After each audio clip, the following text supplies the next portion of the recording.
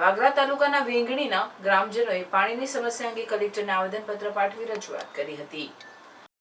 ભરૂચ વાગરા તાલુકાના વેંગણી ગામે છેલ્લા 10 વર્ષથી પાણીની સમસ્યા હજી પણ યથાવત છે. ગ્રામજનોએ અનેકવાર રજૂઆત કરી છતાં સમસ્યાનું સમાધાન ન થતાં હવે ગ્રામજનોએ ભરૂચ કલેક્ટરને આવેદનપત્ર પાઠવીને તાત્કાલિક પાણીની વ્યવસ્થા કરવા માંગ ઉઠાવી છે. ગ્રામજનોએ કલેક્ટરને પાઠવેલ આવેદનપત્રમાં જણાવ્યું હતું કે પીએચસી સ્કીમ અને પાણી પુરવઠાની વિવિધ યોજનાઓ હોવા છતાં ગામમાં પીવાનું પાણી મળી રહ્યું નથી. તંત્ર દ્વારા વારંવાર આશ્વાસનો આપવામાં આવ્યા છે પરંતુ કાર્યવાહી શૂન્ય છે.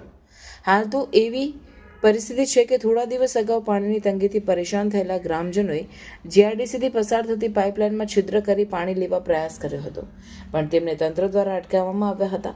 અગાઉ પણ ગ્રામજનોએ આત્મવિલોપનની ચીમકી સાથે વિરોધ નોંધાવ્યો હતો, તેમ છતાં કોઈ પરિણામ આવ્યું નથી.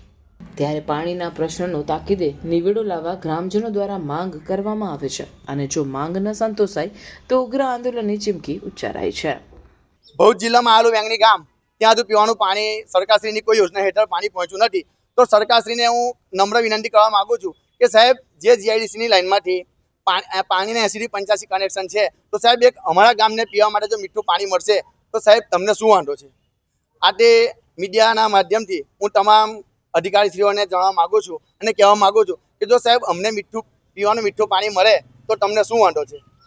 અહીંયા એક વિનંતી કરવા આવ્યા છે કે જો સાહેબ અમને પીવાનું પાણી મળે તો બહુ સારું, અને જો સાહેબ પીવાનું પાણી અમને નહીં મળે તો અમે આપેલી મુદતના 10 દિવસ પછી અટાલી ગામે રોડ ઉપર રસ્તા રોકો આંદોલન કરવાના છે.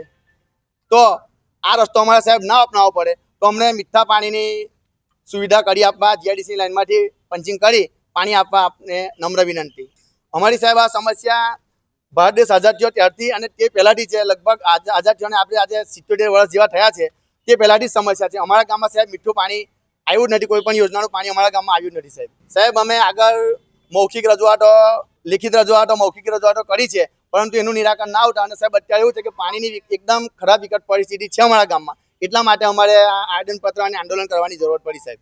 સાહેબ એમાં એવું છે કે ટેન્કર આવે છે, હવે ટેન્કર આવે ના આવે તો બધાને પાણી મળે છે, ના આવે તો પાણી વગર પણ રહેવું પડે એવું છે સાહેબ. કંકોત્રીનું થઈ ગયું, મંડપનું પણ થઈ ગયું, હલ્દીનું થઈ ગયું, સંગીતની ઇવેન્ટનું પણ થઈ ગયું, કેટરિંગનું થઈ ગયું, ઓલમોસ્ટ બધું ડન છે. હવે બાકી રહ્યું છે તો લાણી. પણ મમ્મીની સ્પેશિયલ ડિમાન્ડ છે કે લાણી તો સ્ટીલની જ હોવી જોઈએ.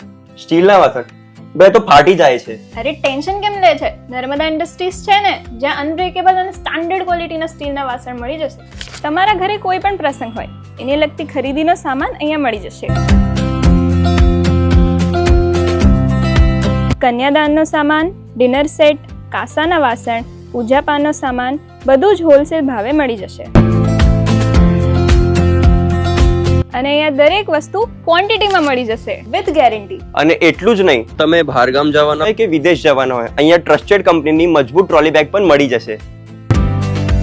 અને હા, ટ્રાયપ્લાય વાસણો, ઇલેક્ટ્રિક ઇન્ડક્શનના 3 લેયર વાળા તમામ વાસણો બહારગામ લઈ જવા અને મોકલવા માટે પણ મળી જશે.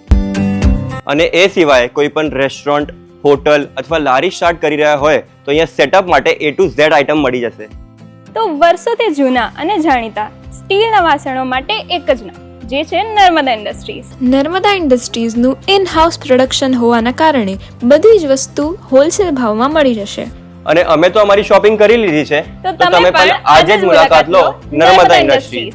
C1 24 25 26 79 GIDC near Narmadanagar, Bharuch.